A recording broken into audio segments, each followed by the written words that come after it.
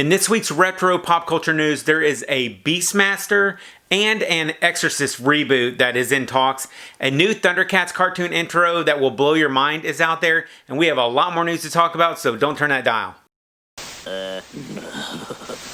What up to my peoples, and welcome to Retro Crunch, your #1 source for retro pop culture and news. Today we're going to start off with some reboot news, guys. Over at MovieWeb.com, they are reporting that the director of the original 1982 film Beastmasters, they have regained the rights to the 80s fantasy film. With them now having control to work on the Beastmaster projects, there is a lot of interest in Hollywood for reviving the movie franchise with all kinds of new iterations for today's audience. Beastmaster, I remember, was on TV pretty much nonstop in the 80s. Matter of fact, Billy Crystal even once joked that HBO actually stood for, "Hey, Beastmaster's on." Whether we will actually see a new Beastmaster movie in the near future is not known yet, but the fact that the original creators now have all control of the franchise is actually some really good news. There's a Beastmaster website that was created, and I'll link to that for you guys down below. But another interesting thing of note is the original color negatives for Beastmaster were actually lost. There's some pictures of what the tins look like online, but they actually need help finding them. So if you go to that website that I linked down below, you can actually sign up to try to help them find the negatives that have been lost for years.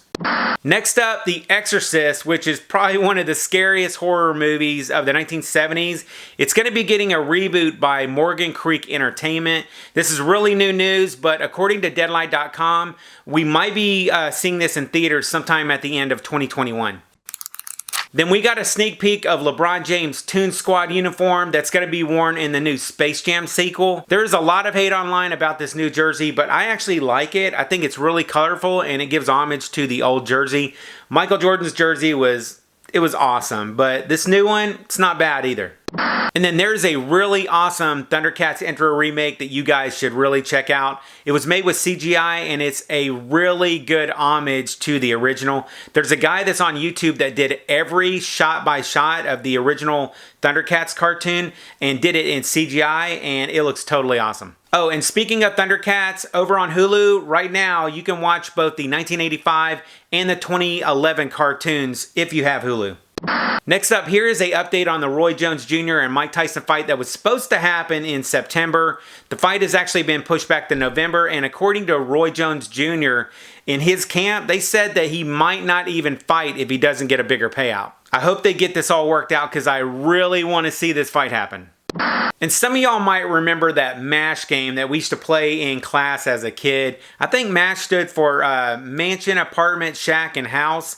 There is actually a remake that's been done of that as a card game, and you can actually pick it up at Target. Finally, if you're into retro news and nostalgia stuff from back in the day, I'll see you in the next video right over there. I'll catch you on the flip side, and remember, if it ain't retro, it ain't worth watching.